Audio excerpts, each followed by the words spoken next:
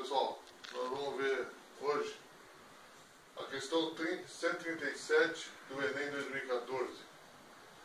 Uma questão de matemática no caderno amarelo.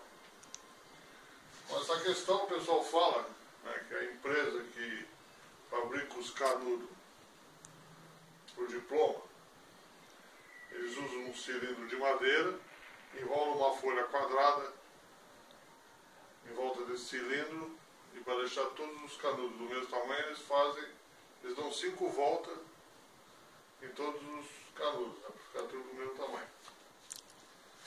E eles perguntam qual o tamanho dessa folha que eles enrolaram em volta do cilindro de madeira. Então, para achar isso, a gente precisa achar o comprimento,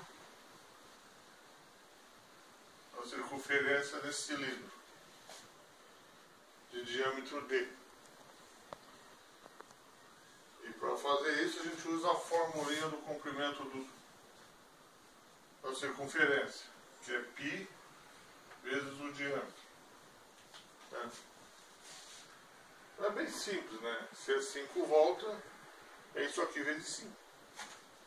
Então o comprimento é igual a 5 vezes o π vezes o diâmetro,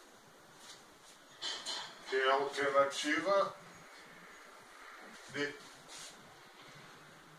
Bem, pessoal, qualquer dúvida, vocês escrevem aí nos comentários e se inscreve no canal para dar uma força para nós. Falou, obrigado por assistir.